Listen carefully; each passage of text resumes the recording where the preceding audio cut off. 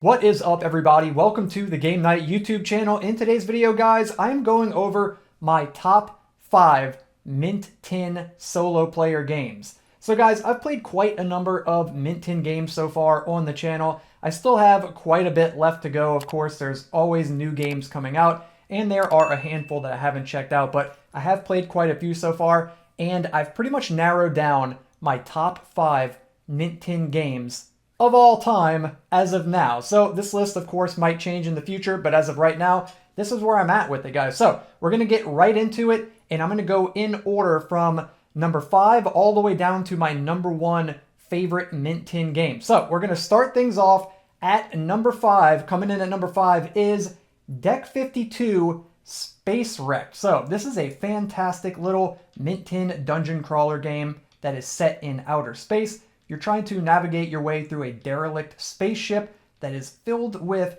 robots and alien creatures, and you're trying to find an escape pod to escape and blast off into outer space to safety away from the dangerous ship. So guys, I've got a couple of pros and cons listed for each of these Mint Tin games that I'll go over. So the pros for Deck 52 Space Wreck: it's very, very easy to learn. It's a really simple, easy to learn little game. There's not much to it. Once you read through the little rule pamphlet that it comes with, it's just like a little tiny accordion-styled rule book. It's not many rules, and once you read through it, you're good to go. Once you play the game once, you've got it. You're not going to run into a bunch of anomalous, strange rule clarifications and all this kind of stuff. It's really simple to pick up, and it's very, very fast-paced. That's another pro of the game. It's a really fast-paced game. You can get in a bunch of playthroughs of this game. Sometimes the plays will end really quickly if you get really unlucky, but even when the game does, like, quote-unquote drag out a little bit, they're still really short, and it's really rewarding, and it's just a fun experience. Also, the theme. That is another major pro to this game. The theme of this game is fantastic. It's not your typical fantasy-themed dungeon crawler game, which, don't get me wrong, I love that. That's like my favorite theme of dungeon crawler games, and I'm sure it is most people, but I also really like sci-fi stuff too, and I'm a huge fan of the Alien movies, mainly the first one. The second one was okay. I can kind of do without the other one, but Alien 1, that is like one of my favorite movies of all time. I really like that movie. I also really like The Thing, the 1980s version of The Thing. This kind of gives me that vibe a little bit, but especially Alien, especially the first Alien movie. Yeah, that's what it feels like. It feels like you're on this spaceship alone, and there's this weird alien creature on there with you, tracking you down. So it definitely has a really cool theme that's kind of deviates from the norm for dungeon crawler games. And also, lastly, for the pros for Deck 52, the artwork is fantastic, man. It's very vibrant, colorful artwork.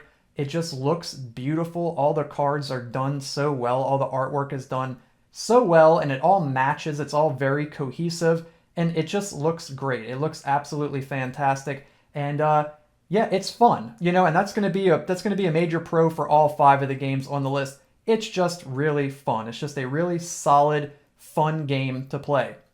Now moving on to the cons for Deck 52, and keep in mind, all of this is my opinion. You guys might not agree. This is just my own personal opinion of these games. The cons for Deck 52, I think it's kind of repetitive. Now, because there's not much in the tin, right? It just comes in a little mint tin. You're not getting a lot. It's a little bit repetitive. Once you've played the game several times through, you're going to see the same cards over and over and over again.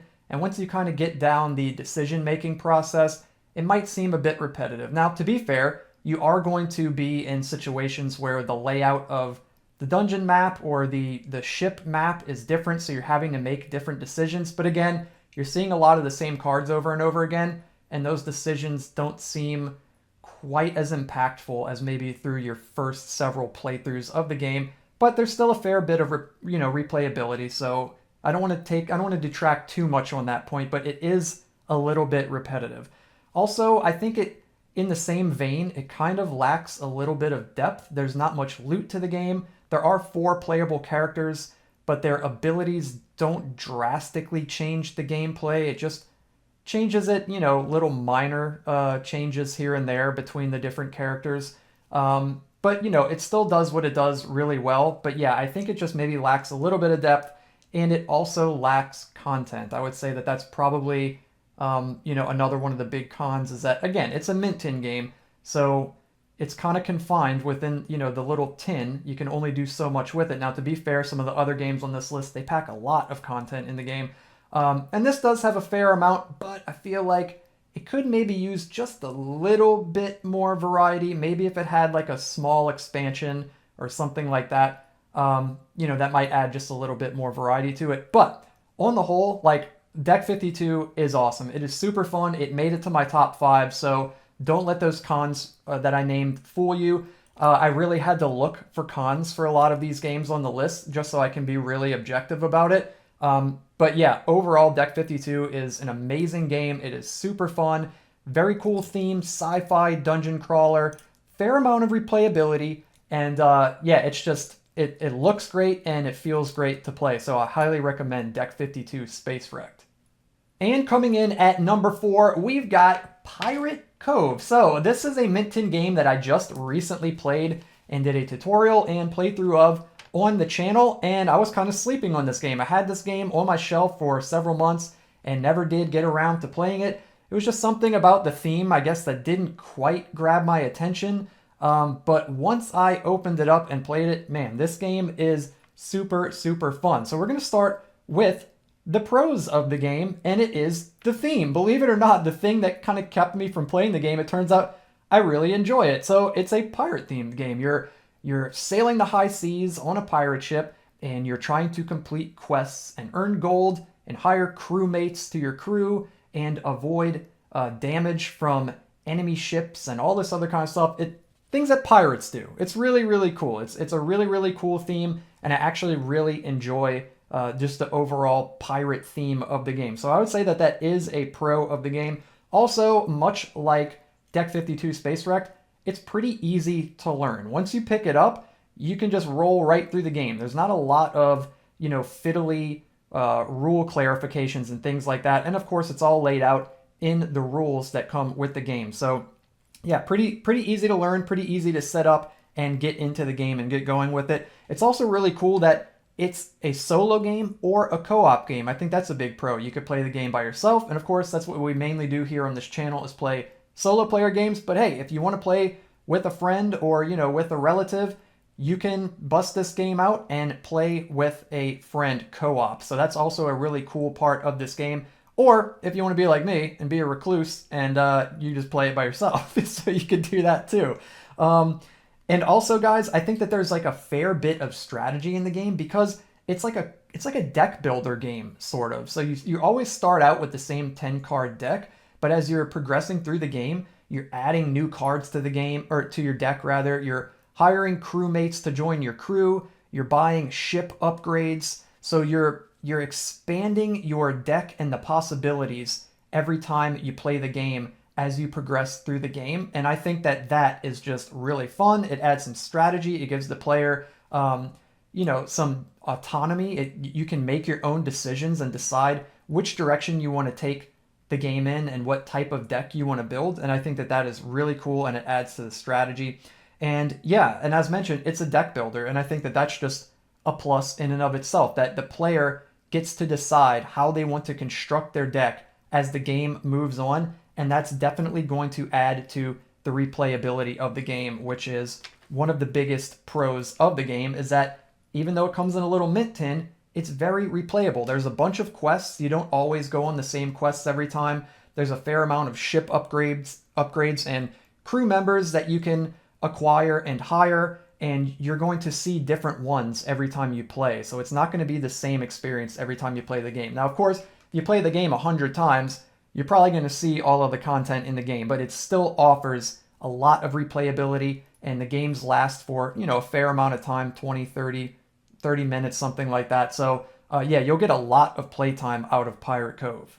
Now we're going to move on to a few of the cons for this game. Again, man, it's hard for me to pick cons for my favorite games, but there are a couple things with Pirate Cove. So the first glaring thing, which of course, like all of these things, is subjective, is the artwork. Now, the artwork is just very bland, I guess, for lack of it. It's very simple. It's pixelated. I'm sure it's intentional, obviously. But at the same time, that could also be a pro, to be honest with you. So, full disclosure, I am a huge Minecraft fan. I actually have a separate YouTube channel where I upload Minecraft videos. Maybe I'll link that down in the description in case there's any Minecraft fanatics out there like me and you want to go check out my Minecraft stuff. But the artwork for Pirate Cove, it actually gives me Minecraft vibes. It's very 8-bit, old school, pixelated, and some people hate that and they think, oh, the graphics are terrible. It's intentional. It's an intentional graphic design, art design choice, and it's nostalgic, and I think it's cool. So again, that could be a con because it's so simple and it's not real detailed artwork. But yeah, it's more on the simple side, so it can really go either way. But I figured I'd put it in the cons list, and because again, it's hard to find things wrong with these games. Also, I think that there's not like a ton of depth to the game. It's fairly simple, but again, it much like Deck 52, it does what it's aiming for really, really well, and it doesn't need a ton of depth. The gameplay loop is, fairly short. I guess there's not a lot of sequences to the turns, and it doesn't really need it. But yeah, there's not a ton of depth. You're kind of just doing the same thing over and over and over again. But in its defense, it feels good and it's fun to do. But yeah, so not a ton of depth. It lacks some content, sort of like Deck 52. There are a fair amount of crew and ship upgrade cards, but again, once you get through all those and you see all of them, it might feel a little stale, like, oh man, I wish there was new stuff. But again, guys, you'd have to play the game so many times to get to that point, so I really don't think it's that big of a con. And lastly, this is just a me thing, I think. The cards are unbelievably small, man. The cards are so small that they're hard to shuffle, and it's probably just me. But I found as I was playing this game, I would think to myself so many times, oh my gosh, these cards are so hard to shuffle. They're so small. So that's just a very, very, very small nitpick about the game. But everything else about it, guys, is amazing. It's super fun. All the things I mentioned. The theme, the replayability, it's easy to learn. You could play it solo or co-op. It's got good strategy. It's a deck builder. It's just a really, really fun game. So I highly, highly recommend checking out Pirate Cove. Now we're moving on to the number 3 slot on the list. And this is like a double. This is like 2 games, but it's like 1 game at the same time. I'm talking about Gate and Gates right here, guys. So this game is incredible. Gate is the main first game that got released, and Gates is the expansion for the game. But honestly, I think they both go together so well. It's like I don't even want to play Gate without Gates at this point because it just adds so much content to the game. So I'm kind of including these as one game together. And much like the other 2 games that I mentioned, one of the biggest pros for this game is the theme. The theme is so cool. You're in a medieval town and you have a fortress, and these wicked, vile creatures are pouring out of the nearby dark forest to invade your town. It's just such a cool setting. It's a very dark, medieval, high fantasy, not even high fantasy, just fantasy theme. And I love it. I just personally really, really love the theme of the game. It's really dark and gritty and foreboding and just gives you this sense of tension. And you have all of your citizens in the town that you're hiring and trying to get to come to your aid to help you defend against the onslaught of all of these creatures that are trying to break through your gate and pour into your town. It's just a really, really cool theme. Very, very thematic, very tension-filled. And also, the artwork, so going in the other direction from Pirate Cove, the artwork is incredible. Of course, this game is made by Jason Glover, and all of his artwork in his games is just incredible. Yeah, the artwork is beautiful. Very stylized, just really, really solid artwork, and it adds to that overall feeling of the game. From the citizens that you can hire, how they're different, like mono-colored cards. You'll have like yellow ones and red ones or blue ones that has like a hue to the cards, and it sort of differentiates them.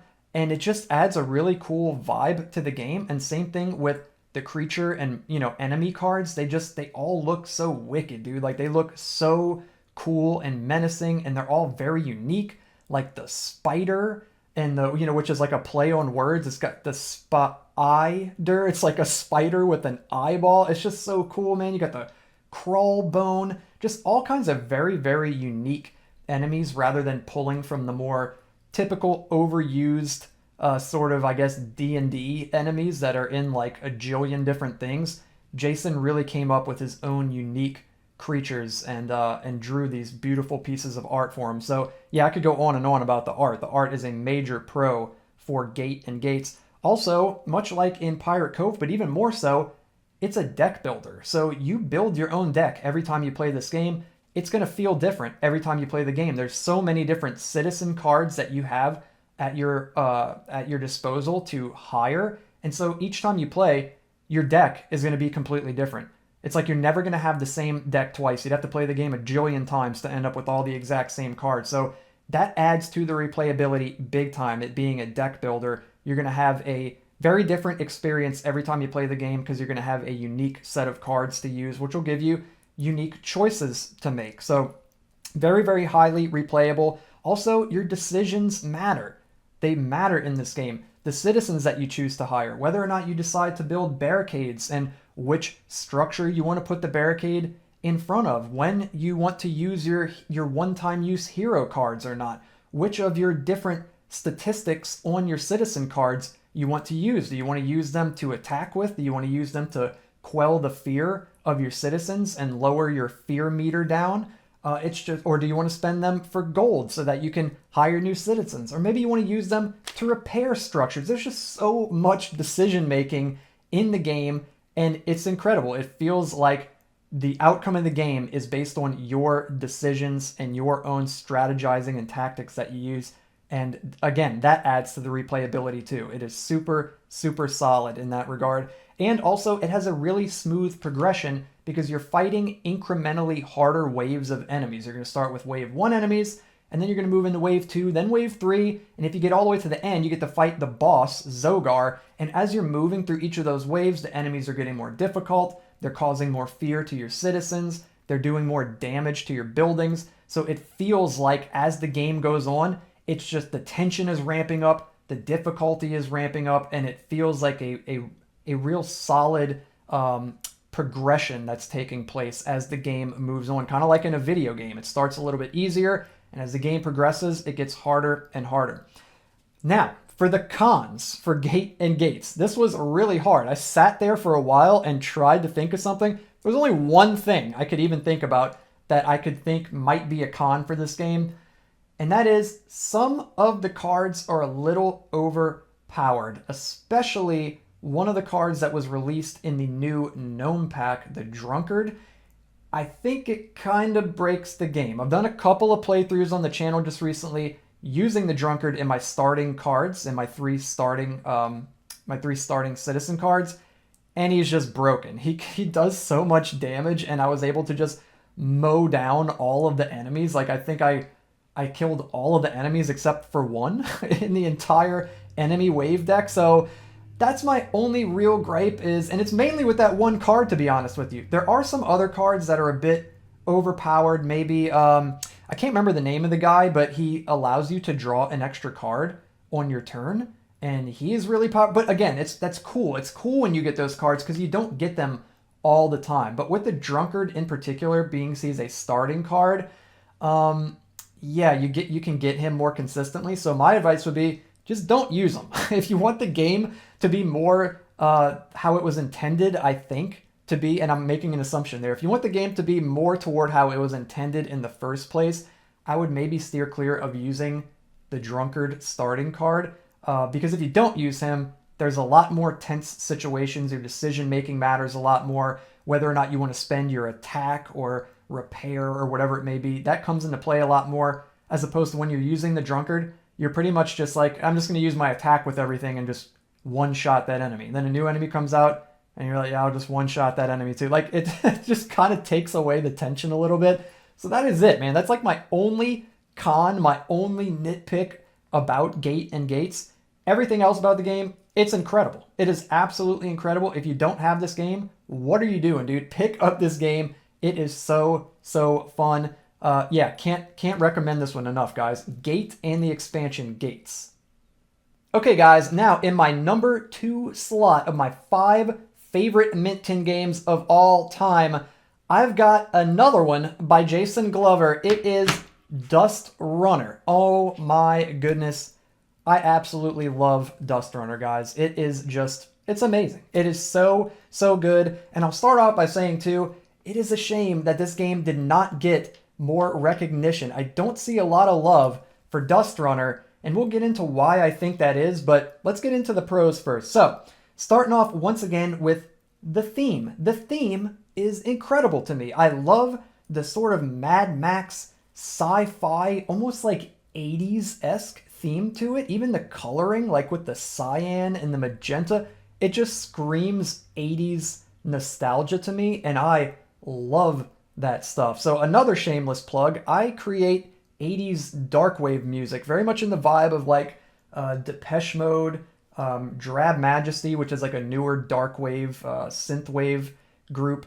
So I love all that stuff. I love the 80s. I love that whole era. And I just love anything that gives me that 80s nostalgic vibe. And Dust Runner does that for me big time. So the theme is super, super cool to me. You're riding through these dusty landscapes, these dunes in these, sort of shoddy, thrown together Mad Max style vehicles, very futuristic, and you're being chased by these raiders as you're trying to make your way back to your base because you stole something from them and they're chasing you down trying to get it back. And so you're on this mad dash race through the dunes being chased by these raiders. It's such a cool action-packed theme, like just the imagery that it creates in your mind when you're playing the game. I love it. I think it is so cool, and it all fits in this little Mint Tin. Super, super cool theme. Also, the art. The artwork is beautiful. As I just mentioned, I love the 80s nostalgia that it gives me. It's very stylized. It just looks incredible. I love the use of the colors, as I mentioned. Just the artwork itself is so solid and well executed. It's so, so good. So I love the artwork in the game. Very cohesive. Maybe the only thing, and I guess this should probably be in the cons, but I'll mention it here as a caveat to that. The only thing that I wish was maybe a little bit more fleshed out were the modification cards. It would be cool if there was some artwork for the modification cards instead of it just being the same little image copy and pasted over and over again. Just a small gripe, but that would have been cool to get unique artwork for those modifications. But other than that, the artwork in the game, incredible. Absolutely love it.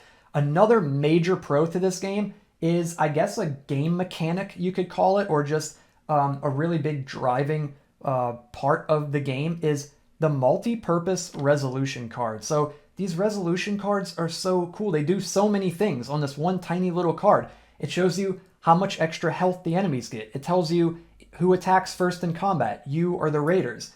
It tells you what type of loot you get. It tells you if the raiders advance on the track as they're chasing you. It tells you so many different things. It tells you how much damage you do to the enemies. It does so many things, all in this one little card. So I think that is just genius. Jason knocked it out of the park with that one, being able to cram all of these different mechanics into one card rather than having to roll dice and draw cards or do this and do that. It's all right there on one card. So that is really awesome. The multi-purpose resolution cards, amazing.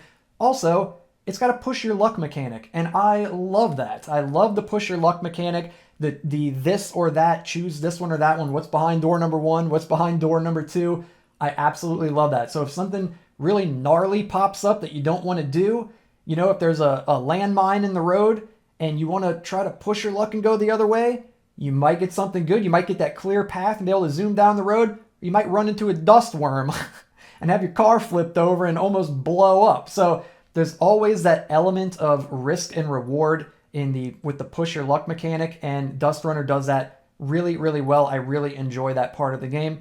Also, it's very replayable because the game has different car parts. So you get to construct your own vehicle. Now, take it from me. I am not a car guy. I have never been interested in cars. They don't interest me at all whatsoever. But for some reason, in Dust Runner, it really interests me. I think it's really cool that you can build your own car. I think it's also too because it's very like futuristic. It's not like it's, I don't know. It's not like it's a modern day car, which, no shade. I'm not trying to throw shade on anybody that likes cars. Hey, if you like cars, awesome, dude, more power to you. It's just I'm not that into it. But in Dust Runner, I think it's really cool.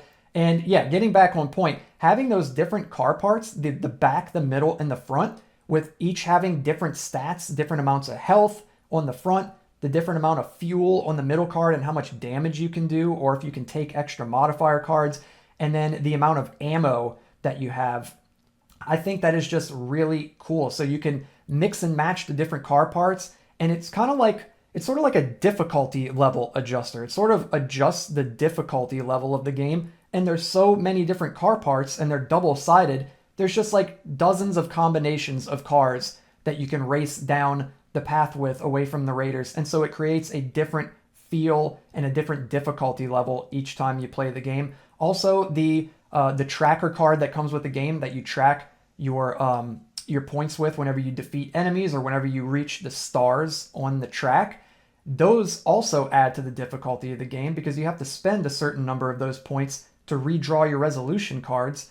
And especially with the new gnome pack, it comes with 2 new modes. So you got the night run, and the other one is eluding me, but I'm sure I'll have it up on the screen so you guys can see. But yeah, you've got 2 new modes to play through in the game also, and that also adds to the replayability. So highly, highly replayable. Also, last thing I want to mention for the pros, it's very tense gameplay. Now, some people might not like that. They might want it to be a little more chill, and maybe it's just me, the way I imagine it, but man, the gameplay is so tense because there are many times when the raiders are advancing down the track and they'll get like 1 or 2 spaces behind you. They're like right behind you, and it creates so much tension. Every card that you flip over from the exploration deck is just like you're on the edge of your seat. Like, oh my gosh, am I going to get the crags or the clear path or something that I can move ahead? Or are these guys going to catch up to me? So the tension that's in the game is really cool, and it's like you're watching a movie or something. It's like you're watching like a high-speed chase, except you're in it. You're the one being chased. So I really love that tension that's in the gameplay. And then we're going to move on to the cons. It hurts me to even say some of these. And again, I'm reaching for these. You know what I mean? So I've seen some people say this. I don't personally feel this way. I'll just lay that out right from the start. Some might find it a bit repetitive. So I've heard people say, man, it seems repetitive. And I'm like, yeah, but it's also very similar to Iron Helm, which is a medium box game. Also, of course, from Jason Glover. I'm sure all you guys know Iron Helm, or, the majority of you guys know Iron Helm. It's the same thing. I mean, you're pushing your luck. It's the push your luck thing, and you're moving through a quote-unquote dungeon. It's just in this case, the dungeon is a road that you're driving down. So it doesn't really feel repetitive to me, to be completely honest with you. I don't know, but that is a point that I've seen some people bring up. So to some people, it might seem a little repetitive, maybe just because the exploration deck, much like the dungeon deck in Iron Helm, it's just a very small number of cards, relatively speaking. It's like, 12, 14 cards or something like that. So you're going to see a lot of the same things over and over again. So I guess I can understand it in that regard, how that can get repetitive. But I don't know. I love it. I could play the game over and over again all day long, and I don't get tired of it. Another thing is, this is interesting. This is also one of the pros. It was actually the first pro that I started with, but I also think, not for me personally, but for a lot of people, I think it's actually a big con, and that is the theme. I've seen so many people say, I just don't care for the theme. Like, the theme doesn't do anything for them. And I think that is probably why this game struggles the most. And struggles in the sense of the reception that it gets, or how willing people are to pick up the game and play the game. I think it's the theme. It's not wizards and warriors with swords and shields. So people are like, I'm not interested in it. And maybe I'm generalizing, and maybe that makes me sound like a jerk, and I could be making an assumption, but I really do think that that's a big part of it. I mean, if you go look at Iron Helm or Tin Helm or any of the other games, bigger box games, or even medium box games like Rogue Dungeon or Darklight Memento Mori, Warhammer Quest, these games, people love these games. Like, tons of people love those games, and I think it's the theme. It's familiar to them. It's got that fantasy D&D theme, and don't get me wrong, I'm in that group. That's also my favorite types of stuff too. But I think that's why Dust Runner maybe suffers a little bit, is because of the theme, and people just aren't into the futuristic car Mad Max theme. So I won't harp on that too much, but again, kind of a con, but it's really just subjective, of course. And then the last con, which I think is legitimately maybe a con for the game, is that the push your luck mechanic, it's sort of low risk, low reward. And the reason I feel that way is because, now to be fair, with the enemy cards, if you choose an enemy card as the first card that you fight, their health will be lower. You'll choose the first of the two values for their health to use. And if you push your luck into them and you have to fight them as the second card, then their health will go up. So there is a risk. There is a risk to fighting the enemy as the second card. There's also a reward to fighting them as the second card, because if you defeat them, not only will you get the loot that's on the resolution card after the battle, you're guaranteed to get the loot that's printed on the enemy card, regardless of if the moon symbols match up or not. So there is risk and reward to that part of it. The part that I think doesn't have any, and it's not even that I think, it's just it objectively doesn't have any risk or reward, is all of the other cards in the exploration deck. If you choose the gas station, the crags, or the clear path, or the farm, or the ambulance, or whatever as the first choice, it's literally no different than if you push your luck and you flip into it as the second choice. Is this bad? No, not really. Does it ruin the game? No, absolutely not. Could there maybe have been a little bit more of an advantage or penalty to one or the other? Yeah, maybe. But it is what it is. So again, I'm really reaching for that one because the push your luck mechanic does still matter, and there is still risk and reward given the fact that the enemies exist, the raider cards exist in the exploration deck, and it could turn worse for you if you push your luck into them. So, that's one little tiny gripe that I have with the game. But other than that, dude, Dust Runner is amazing. I could play this game if this was the only game that I had to play for the rest of my life, I'd be content. Literally. That's how much I like That's how much I love Dust Runner. It is so fun. So yeah, highly recommended, guys. Try to look past the theme if you're not into that sort of thing. Try to look past it, dude, because I feel like you're cheating yourself out of an awesome experience. Just give it a chance, dude. Just give it a chance. Pick it up. It's relatively cheap. What is it? 20, 25 bucks or something for the little mint tin. Yeah, and you've got an awesome game. And hey, even if you don't like playing it, you could set it on your shelf and it looks cool. But yeah, highly recommend Dust Runner, guys. Check it out. And now, guys, for my number one favorite mint tin game of all time. I'm sure you guys probably already know what it is. It's actually two games in one. Again, kind of like Gate and Gates.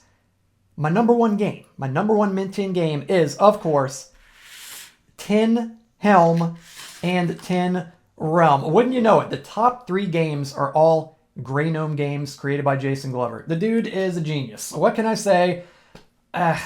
Maybe I'm biased. It's not even that I'm biased. He just makes incredible games.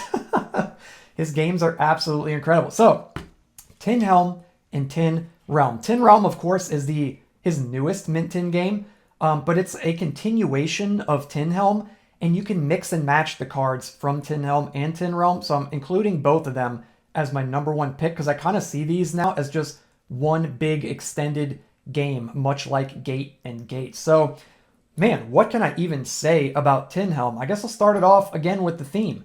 The theme is awesome, guys. It's what we all know and love. It's the D&D styled fantasy theme. You're going through a dungeon. You're a character. You're a warrior or a sorcerer, or you're a gnome, or you're an elven ranger, or whatever. And you're going through a dungeon and you're fighting enemies and you're collecting gold. You're collecting loot. I guess you're not collecting gold so much, but you're collecting loot. And yeah, it's what we all know and love. It's a big dungeon crawl experience in a tiny little tin, and it's just amazing. The theme is incredible, and it's nostalgic, it's familiar. So yeah, it's definitely got that going for it. Also, the art. The art is really stylized black and white art, and I'm going to get into why that might be a con later on also, but I personally think that it's a pro of the game. I think it looks really cool, really stylized. It adds this like stark, sort of grim feeling to the game, everything being in black and white. I think it really adds to the moodiness and just the dungeony darkness of the game. It doesn't need the color. It's almost like your mind can fill in the color if you really want to. But yeah, I think the art is awesome. And of course, apart from the color scale, just the artwork itself, of course, it's Jason Glover. It's just executed at such a high level, and it looks so, so good. From the enemies to the loot cards to the character cards to the little dungeon rooms that look like little gridded dungeon maps that you'd maybe draw out if you're playing Dungeons and Dragons. So awesome, dude. I love the art in the game. And it feels big. The game feels big. Even though it comes in a tiny little mint tin, it feels like this big, big, expansive adventure. You're traveling through a big dungeon, and there's all these enemies down there, and different loot to acquire, and it feels big. There's so many decisions to be made. There's traps, there's treasure, there's different locations you can go to. You can find the mushroom grove and pick mushrooms. You know what I mean? It's like all these different little locations you can go to. You can find food. You can camp. There's campsites along the way. You could set up camp. It's so cool. It feels like you're actually in a dungeon going through this big expansive dungeon on this epic quest to find the shards. It's so, so cool. So I love that part of the game. It packs a lot of content into a tiny little box. Also, there's an engaging combat system in this game. It's not like you're just rolling dice. Each character has a different amount of damage they do depending on how much energy you spend. So that adds to it also. It adds to the decision making. How much energy do I want to spend to add damage to my dice roll? So the combat system is engaging. The enemies themselves, they're not just damage sponges. They have abilities. They have different unique abilities that affect the player. Maybe they drain your energy. Or maybe when they roll doubles, they get to roll again because they never miss. You know, just all these different little abilities that they have. Or maybe they poison you like the Bane Spider.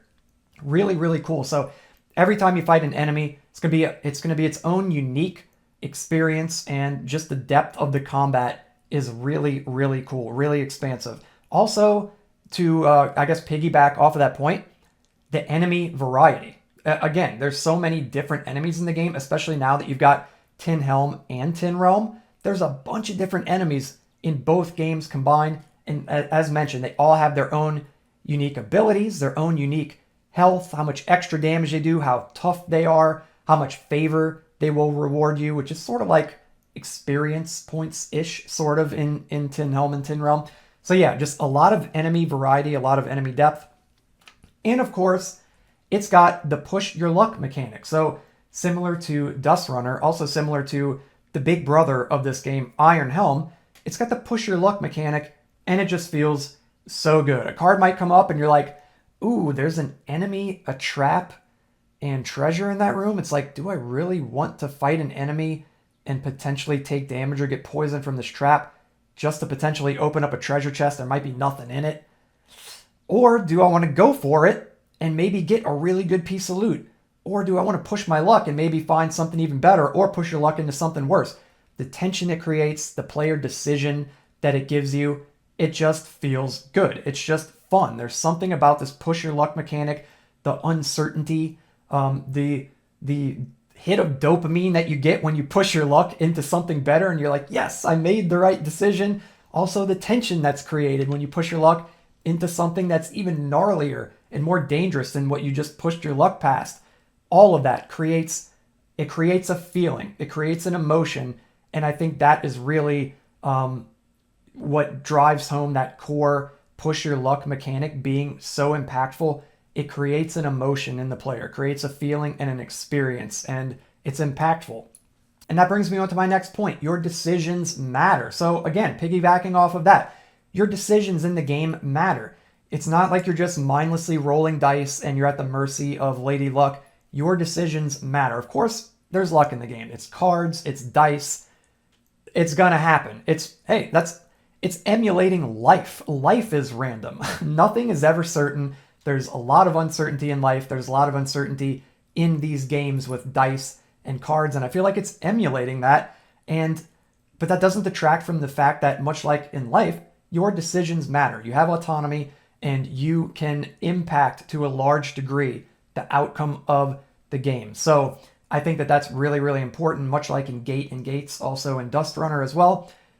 Big time in Tin Helm and Tin Realm, your decisions matter. So whether you want to go into that first room or you want to push your luck into the second room, whether you want to fight a particular enemy or maybe use one of your items to bypass the enemy, there's so many different decisions you can make in the game, and that adds so much value to the game, to the experience for the player. So yeah, decision making matters a lot. Huge, huge pro for these games. Also, there is a massive amount of replayability because of the character creation system. Guys, you could play as dozens of different characters in Tin Helm and Tin Realm because you've got the race and class system where you've got a race on one side of the card and a class on the other, and there's so many different combinations.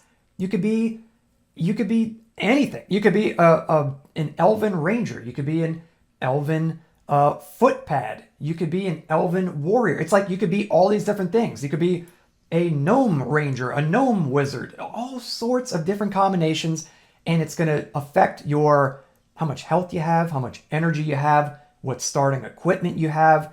It's incredible. It's like you could play as so many different characters and go through the game as so many different characters. And especially now that we have Tin Realm added to the game, it's even more variety now. There's just dozens and dozens of character combinations, and it adds so much replayability. And lastly, for the pros, I think that this is a pro. At least to me, it's a pro. Loot scarcity. So now, don't get me wrong, guys. I love Iron Helm, okay? I am not throwing any shade at all at Iron Helm. But you get a lot of loot in Iron Helm, and most of the time, you just end up dropping the loot. Now, it's good because it gives the player choices. It gives the player decision. Do I want to pick up this new loot and replace one of my loot that I have now? Or do I want to just throw it away? Kind of reminds me of Diablo 3 in a way. Now, I'm a big Diablo 2 fan. I love Diablo 2 much more than Diablo 3. And I feel like the loot system in Diablo 2 is perfect. And the loot that you pick up actually matters. Where in Diablo 3, it's like legendaries are dropping like they're freaking candy. Like they're just dropping like hotcakes. And you're just overwhelmed by loot to where you're like, I don't care about 99% of the loot that drops. In Tin Helm and Tin Realm, loot isn't like that. It drops pretty rarely. So when you do get a loot, it just feels good. It feels impactful. It's like, oh my God, yes, I got a shield. It's like, yes, I get to mitigate one extra damage. It feels really impactful. It feels really good. So I think that the loot scarcity in the game is actually a major pro. And now we're going to move on to the cons, and I'm going to start out with the last pro that I mentioned, which is loot scarcity. So I think for some people, they love that sort of, what can you even call it? Sort of like gambling slot machine. I just want tons of loot to be raining from the sky feel like in Diablo 3 or maybe the Borderlands series. Some people love that. So you might not be a fan of that. That might be a con for you. You might not like how sort of stingy the game is with loot. Now, again, I love it. That's a pro for me, but all of this stuff is subjective.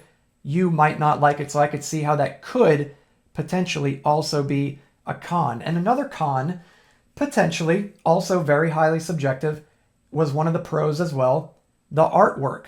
Again, I think that the black and white artwork adds to the stark, like dingy, grungy vibe, dungeony vibe of the game, but it might also leave some room for, I don't know, just might leave something to be desired because there's no color at all whatsoever. So some people might have a gripe with that. They might not like that it's just all in black and white and there's no color at all in the game. They might want a little bit of color. They might want a little bit of splash of color in there instead of all black and white. But again, highly, highly subjective, both of those points. It could really go either way. It's not like an objective negative about the game. It's the only two things I could even possibly think of. I sat there for a while and was like, what is a con about Tin Helm and Tin Realm? I can't think of any. Those are the only two things I could think. And that leads me to the end of this little rant here about Tin Helm and Tin Realm. It's incredible. Both of these games are just They're incredible games, guys. If you don't have either one of these games, do yourself a favor, dude. Pick up these games. Get both of them, bro. Get Tin Helm, play a full campaign of Tin Helm, and then go right into the overworld in Tin Realm and play through that. It's incredible, dude. So much depth, so much content all packed into these little tiny mint tins. I just can't speak highly enough about Tin Helm and Tin Realm, guys. So please, please do yourself a favor. Go support Jason Glover. Pick up these games. You can get all of these games on thegamecrafter.com. Believe it or not, this is not a sponsored video, but I'm going to shout out all these games and the Game Crafter because, man, I wouldn't be doing this if it wasn't for all these awesome game designers and the Game Crafter. So show all those dudes some love. And yeah, if you want to pick up the games, that's where you got to go to get them. But that is my number one game right there. Tin Helm and Tin Realm. Top mint tin game of all time. And I've got a quick bonus for you dudes. I've got a couple of honorable mentions that just almost made the list. They barely didn't make the list, and both of these mint tin games are absolutely incredible. I really wanted to put them on the list, but the other games just barely nudged them out. And it's these two games right here, guys. It's Doom Machine and Cursed. Now, I love both of these games. They're amazing. They're super fun. I'll go through them very quickly. Both of them have very cool themes. Doom Machine has a sort of futuristic, dystopian sort of theme, which is really cool. And Cursed, of course, has a more fantasy themed vibe that you guys are probably more used to. Very cool themes for both of them. They're very highly replayable. Cursed is super replayable. Same with Doom Machine. They're super fun. They're fairly quick, especially Cursed. Dude, you could play a game of Cursed in like a minute and a half, literally. It's like you could just bust through games of Cursed just one after the next. And that's kind of partly why it didn't make my top 5 list. It's just maybe it's not quite there with the other ones in terms of content. It's a little lacking. Just the fact that you can play a full game in a minute and a half. I mean, that should give you an idea. But again, it's not aiming for that. It's not aiming to be, Deck 52 or Tin Helm or Gate. It's not aiming to be that. It's aiming to do exactly what it does, and it does it perfectly. I'm pretty sure this game won like awards on the Game Crafter, so it's incredible. Same thing for Doom Machine. Incredible game. I'm just personally not a huge fan of dice resource management. In Doom Machine, I have to say, maybe other than One Deck Dungeon, is like the only dice resource management game that I actually really enjoy. I'm typically not a big fan of it. It just seems too luck-based to me, like Yahtzee and stuff like that. I'm not big on Yahtzee and all that kind of stuff, and it kind of gives me a Yahtzee vibe. But I love the theme, though. It's like the theme sells it. Plus the fact that all of the different machine part cards have different things that they do, and it's a lot more too. It's almost like Yahtzee, like really fleshed out. You know what I mean? With like all kinds of added mechanics to it. So I love both of these games. I don't want to go on too long about these. Very cool games. They just barely didn't make the list. But yeah, 2 awesome mint tin games that I highly recommend checking out. And there we go, everybody. That was my list of my top 5 mint tin games of all time as of right now. Of course, there might be some bangers that I have not played yet or that are yet to be released, and I'll update this list in the future whenever I get around to playing those games. And we'll see, we'll see what changes. We'll see if anything gets knocked off the list and replaced by something else. But as of now, those are my top 5 mint tin games, and of course the 2 honorable mentions over here. So guys, be sure to go pick up these games if any of this sounds interesting to you. Hopefully this gave you a little bit of an idea about each game, at least my own personal take, my own personal thoughts and opinions about the game. And if it interests you at all, any of these games, as I mentioned before, you can go to thegamecrafter.com and buy every single one of these games from their website. And again, it's not a sponsored video, but that is where you got to go if you want to get your hands on these amazing mint tin games. So guys, thank you so much for joining me today. I hope you enjoyed the video. If you did, be sure to give it a like, hit that thumbs up like button, click the red subscribe button to sub to the channel, and click the bell icon so you can stay notified every time I upload a brand new video. And there's plenty more playthroughs of solo mint tin games coming. And if you guys liked this type of video where I go through a list of my favorite type of game, let me know if you want to see more of this down below. I'm thinking about doing my top 5 dungeon crawler games that I've played, and it won't be relegated to Mint Tin games. It'll just be all dungeon crawler games that I played. So if that sounds interesting to you, give me some ideas down in the comments below. Let me know what you thought. And hey guys, until the next one, have a good one, and I'll catch all you dudes in the next video.